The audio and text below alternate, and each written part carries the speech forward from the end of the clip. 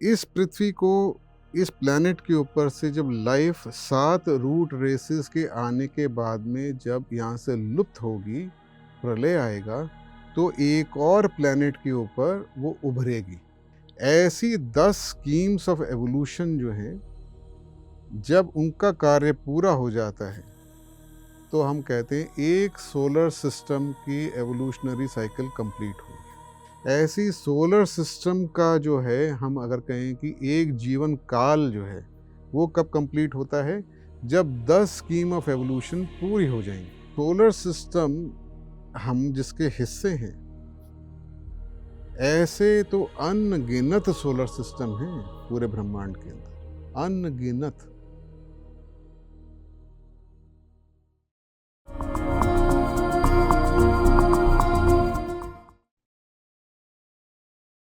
नमस्कार, ब्रह्म विद्या के इस नए एपिसोड में आप सबका स्वागत है। हमने पिछले एपिसोड के अंदर ये देखा कि पृथ्वी के ऊपर जो अभी लाइफ है, जीवन है, ये एक क्रम के अनुसार चल रहा है। और क्रम क्या है कि 7 मूल जातियां जब इसके ऊपर पूरी आके अपना काम कर चुकी होंगी, यानी कि उनकी ग्रोथ और फिर डिक्लाइन हो चुका होगा, उनके माध्यम से जो इस सृष्टि को चला रहे हैं, उनको जो अचीव करना होगा वो कर लिया गया होगा, तो फिर यहाँ पे से लाइफ फिर कहीं और शिफ्ट हो जाएगी। इसको हम ऐसे समझें कि एक स्कूल के अंदर दूसरी क्लास के अंदर जब 1 साल का पूरा जो कोर्स है कंप्लीट हो जाएगा, तो फिर उसके बाद में सारे बच्चे जो हैं उस क्लास को छोड़ देंगे, वो क्लास ख़त्म हो जाएगी, फिर वो प्रलय की स्थिति हो जाएगी। फिर वो जो सारे बच्चे हैं वो एक तीसरे क्लास में जाएंगे, 3rd क्लास में कहें, तो हम कहेंगे कि उनकी ग्रोथ हो गई, तो वो वहाँ पहुँचेंगे। ऐसे ही हम जो मनुष्य हैं, हम ये जो हर एक जीवन पे आते जाते हैं, रीइंकारनेशन में, पुनर्जन्म में आते हैं, फिर आते हैं, फिर आते हैं। हमने समझा ना कि लॉ ऑफ ग्रोथ होती है, तो हम कैसे जो हैं ग्रो कर रहे हैं। ये एवोल्यूशन का पार्ट है, जो ग्रोथ है, यही एवोल्यूशन है कि जो हमारी ग्रोथ हो रही है, इंटरनल ग्रोथ भी हो रही है और फिर हमारी जो है ये शारीरिक ग्रोथ भी हो रही है। पर शरीर की जो ग्रोथ है, शरीर की जो क्वालिटीज़ हैं, उसको एक महापुरुष जिनको हमने कहा मनु, वो गाइड करते हैं किस तरीके से होगा। तो खैर अभी तक तो हमने जो बात करी है उसके अंदर एक ग्लोब, एक दुनिया, एक अर्थ, एक प्लैनेट के ऊपर की जो बात करी है। अब हम थोड़ा सा और इसको समझते हैं और आपको मैं रिक्वेस्ट करता हूँ आप लिखते जाइए थोड़ा सा। इस पृथ्वी को, इस प्लैनेट के ऊपर से जब लाइफ 7 रूट रेसेस के आने के बाद में जब यहाँ से लुप्त होगी, प्रलय आएगा, तो एक और प्लैनेट के ऊपर वो उभरेगी। उस प्लैनेट पे जब उभरेगी, आएगी, वहाँ पे भी 7 रूट रेसेस जो हैं अपना कार्य पूरा करेंगे। इसी तरीके से जैसे यहाँ पे हो रहा है, जब वहाँ पे भी 7 रूट रेसेस का कार्य पूरा हो जाएगा, फिर उसके बाद में वहाँ से भी जो जीवन है वहाँ से भी हट जाएगा, उस प्लैनेट से भी हट जाएगा और फिर एक और प्लैनेट पे जाएगा। इस तरीके से 7 प्लैनेट्स के ऊपर लाइफ सर्कुलेट करेगी, घूमेगी। जब ऐसे 7 प्लैनेट्स के ऊपर और हर एक प्लैनेट के ऊपर 7 रूट रेसेस का ये जो लाइफ का जो क्रम है, जो एक्टिविटी है, ये जब कंप्लीट हो जाएगी, तो हम इसको कहेंगे एक राउंड। जैसे कि मान लीजिए 7 अगर हमने जगहें, स्पॉट्स बनाई हैं और हम एक से एक कूदते हुए जाते हैं एक एक स्पॉट के ऊपर और फाइनली वहीं पहुंचते हैं जहाँ पे हम थे, जहाँ से हमने स्टार्ट करा। तो हमने एक राउंड लिया है, हमने एक चक्र काटा है। तो ये जो चक्र है जिसके अंदर 7 प्लैनेट्स का हमने लाइफ ने चक्र काटा है, इसको कहते हैं 1 राउंड। ऐसे जब 7 राउंड कंप्लीट हो जाएंगे इसी लाइफ के, ऐसी इन्हीं प्लैनेट्स के ऊपर चलते चलते, तो कहा जाता है एक चेन कंप्लीट हो जाएगी। फिर से समझते हैं क्योंकि कई बार मुश्किल हो जाती है। एक प्लैनेट के ऊपर 7 रूट रेसेस अपने टाइम को कंप्लीट करेंगी, तो लाइफ वहाँ से फिर शिफ्ट होके एक दूसरे प्लैनेट पे आ जाएगी। दूसरे से सेम ही काम होगा, 7 रूट रेसेस कंप्लीट करेंगी अपने आप, फिर वो तीसरे पे आ जाएगी, तीसरे से चौथे पे, चौथे से पांचवें पे, पांचवें से छठे पे, छठे से फिर वापस 7वें पे।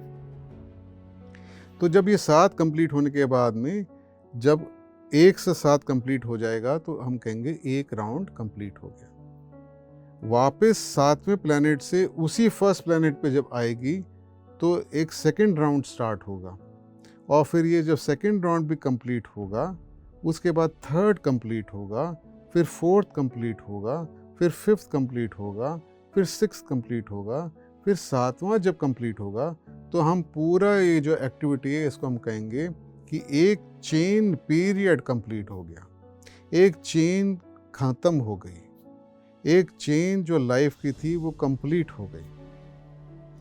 तो ये जो है एक चेन जब ऐसे कंप्लीट होती है जिसके अंदर 7 राउंड होते हैं और हर एक राउंड में 7 ग्लोब्स या 7 प्लैनेट्स के ऊपर लाइफ ऐसे चलती है, ऐसे जब 7 चेन्स कंप्लीट हो जाएंगी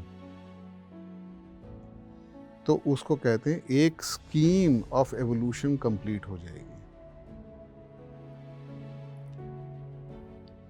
फिर से समझते हैं, एक स्कीम ऑफ एवोल्यूशन के अंदर 7 चेन होती हैं, हर एक चेन के अंदर 7 राउंड होते हैं, हर एक राउंड के अंदर 7 प्लैनेट्स पे लाइफ को चलना होता है, और हर एक प्लैनेट के ऊपर 7 रूट रेसेस मूल जातियों पे लाइफ को अपना कार्य पूरा करना पड़ता है।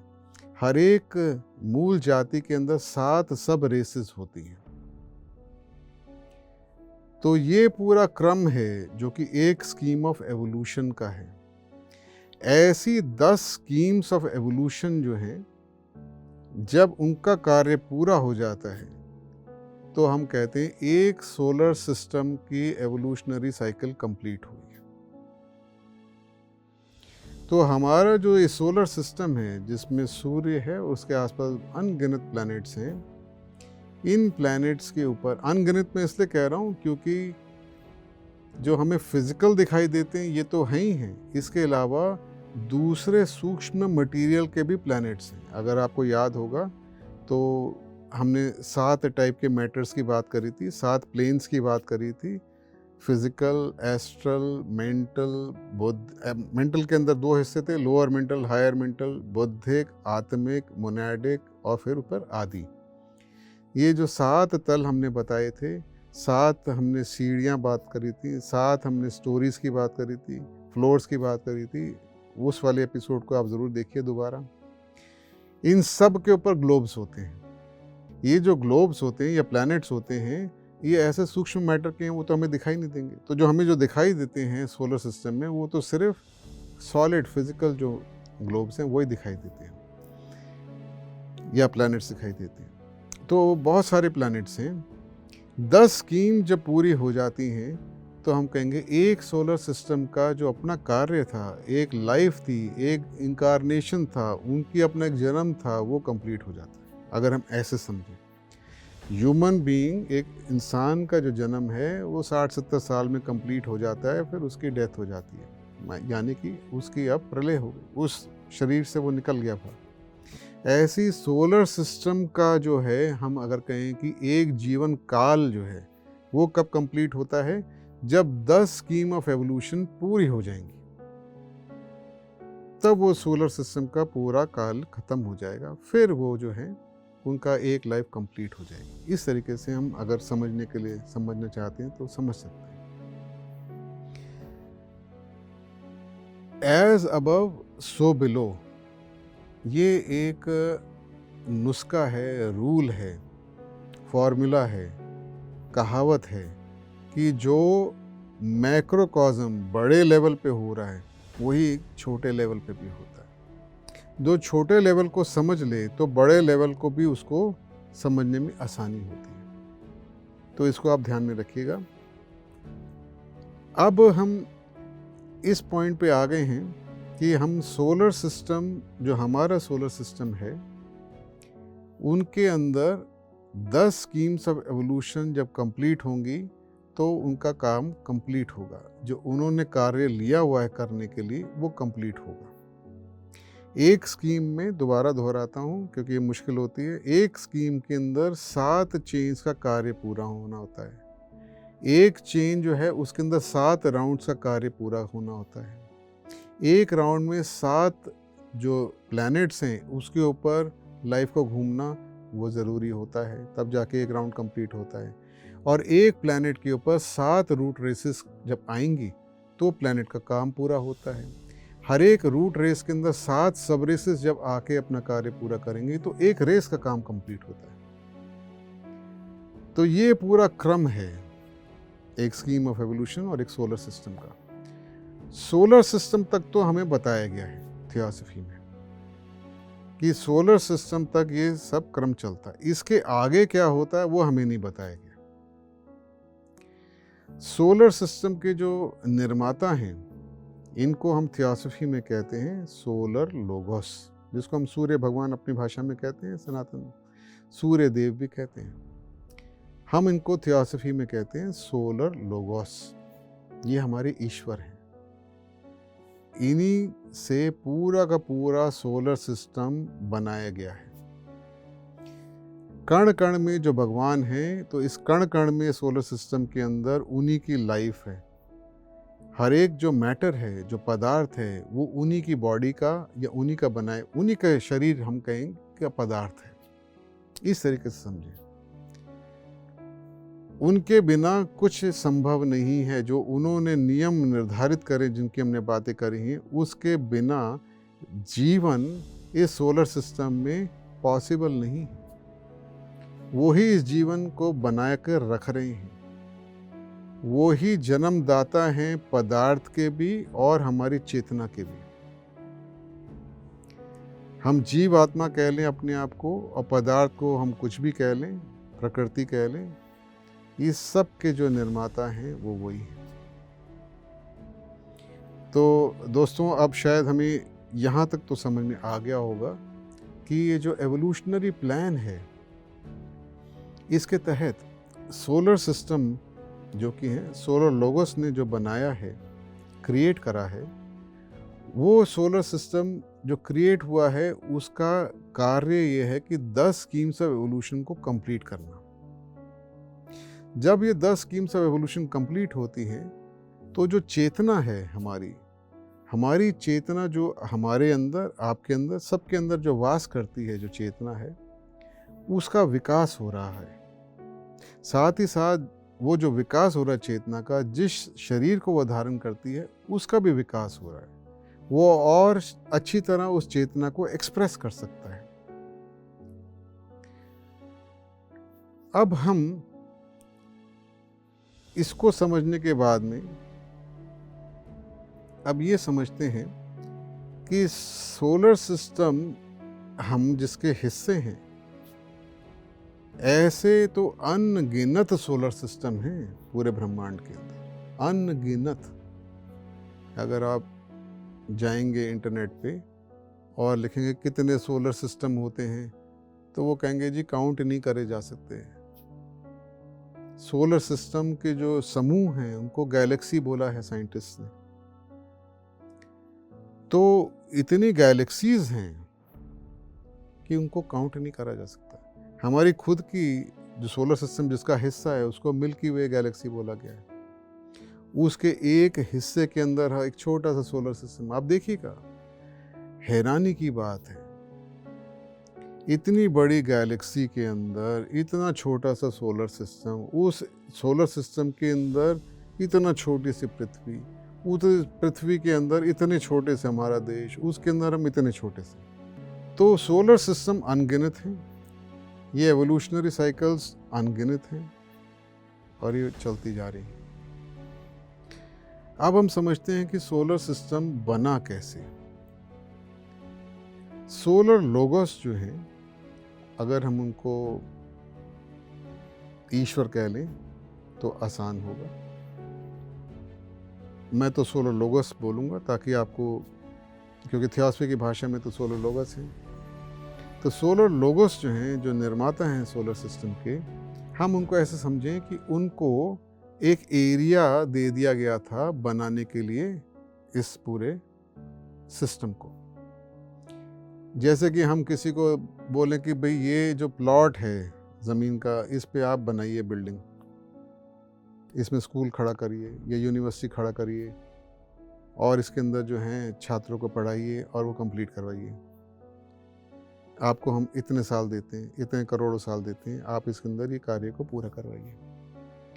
तो सोलर सिस्टम ने, सोलर लोगस ने इस सोलर सिस्टम के अंदर जिस एरिया को वो मिला वहाँ पे उन्होंने ये बनाना चालू करा। अब हम आते हैं थोड़ा सा और टेक्निकल बात पे, ये बनाया कैसे, स्टार्ट कैसे करा बनाना। एक खाली एरिया था, आप मैप देख सकते हैं सोलर सिस्टम का इंटरनेट पे, वो पूरा का पूरा एरिया जहाँ पे अभी सोलर सिस्टम है, जब उन्होंने चालू करा, ऐसे कहते हैं कि भाई 2 बिलियन ईयर्स पहले की बात है ये, तब चालू करा गया। अब एस्टिमेट ही है, हो सकता है कुछ कम हो कुछ ज़्यादा हो, मगर बहुत बहुत बहुत अरबों साल पहले ये सोलर सिस्टम बना।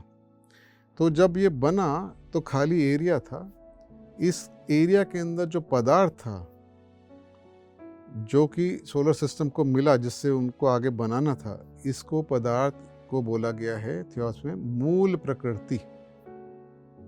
मूल प्रकृति वो ऐसा पदार्थ है स्पेस के अंदर जिसको इस्तेमाल करके सोलर लोगोस ने, ईश्वर ने रचना करी सोलर सिस्टम की। तो सोलर सिस्टम जो है यहाँ पे बनाया इस मूल प्रकृति से।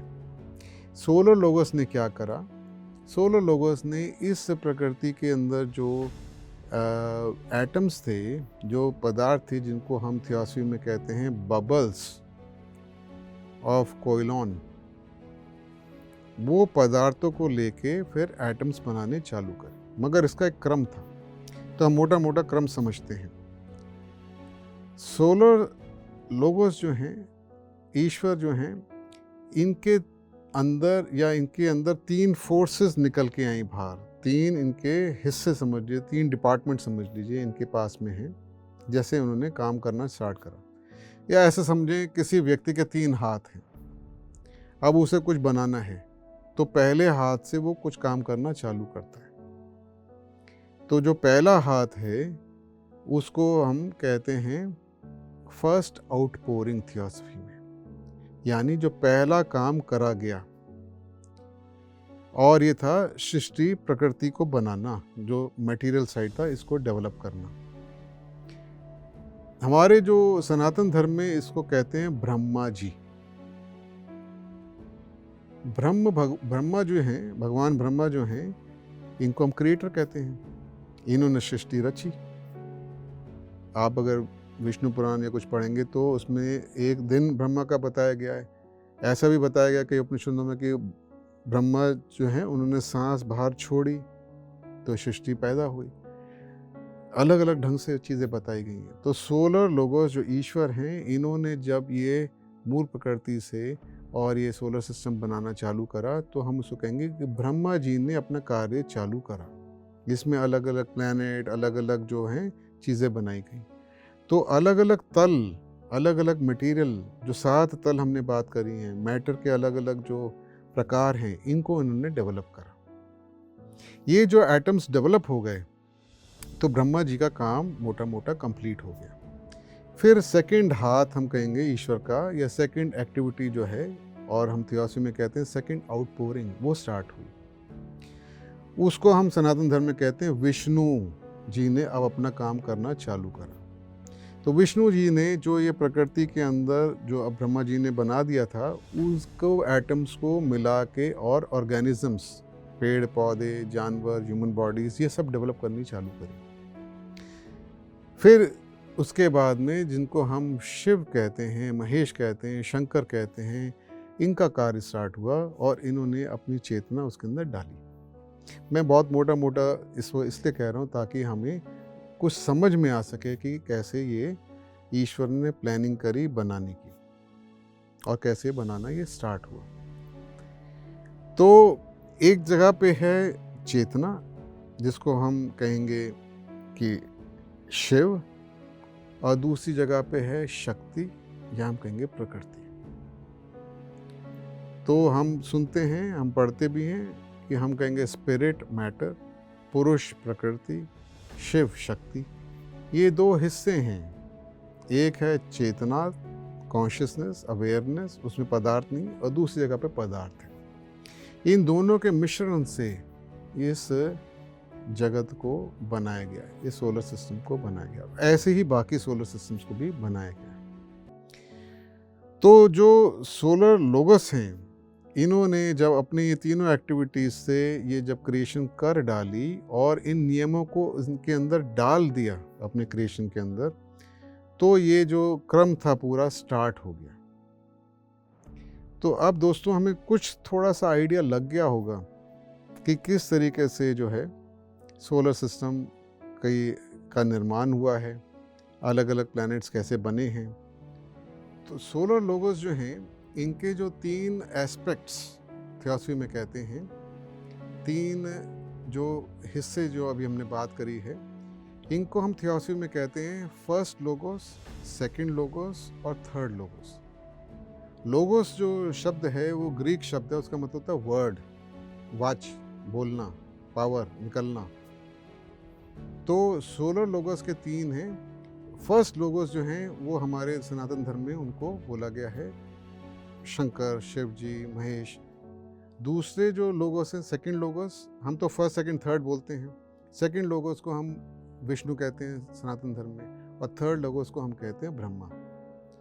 थर्ड लोगोस पहले काम करते हैं, प्रकृति को निर्माण करते हैं, अलग अलग जो हैं एटम्स की क्रिएशन होती है, अलग अलग लेवल्स क्रिएट होते हैं। फिर सेकंड लोगोस वो आते हैं और वो उनको वीवर कहा गया है। पहले जो ब्रह्मा जी हैं थर्ड लोगोस, उनको हम केमिस्ट भी कहते हैं कि उन्होंने केमिस्ट्री की तरह एटम्स को बनाया, सोडियम बना दिया, क्लोराइड बना दी, इस तरीके से अलग अलग एटम्स बना दिए। मगर उनके अंदर प्रॉपर्टीज़ डालना कि अट्रैक्शन किसके बीच में होगी, किससे रिपल्शन होगा, कैसे लोग जुड़ेंगे आपस में, एटम्स जुड़ेंगे, स्ट्रक्चर बनाएंगे, उनके अंदर कैसे कार्य चलेगा, ऑर्गेनिज्म कैसे डेवलप होगा, ऑर्गेनिज्म का मतलब एक शरीर कैसे डेवलप होगा। जैसे एक पेड़ पौधे का शरीर है, पेड़ का शरीर है, इंसान का शरीर है, किसी जानवर का शरीर है, उनकी अपनी जो खूबियाँ हैं, जो क्वालिटीज़ हैं, जो बायोकेमिस्ट्री है, वो कैसे चलेगी, वो सब जो उनके आधार हैं, नियम हैं, ये विष्णु जी ने जो प्रिजर्वर हैं उन्होंने डाला। और ये जो सेकंड लोगोस है, इसी को हमने विष्णु जी कहा। और जो थर्ड जो हम लोगोस है उसको ब्रह्मा जी का।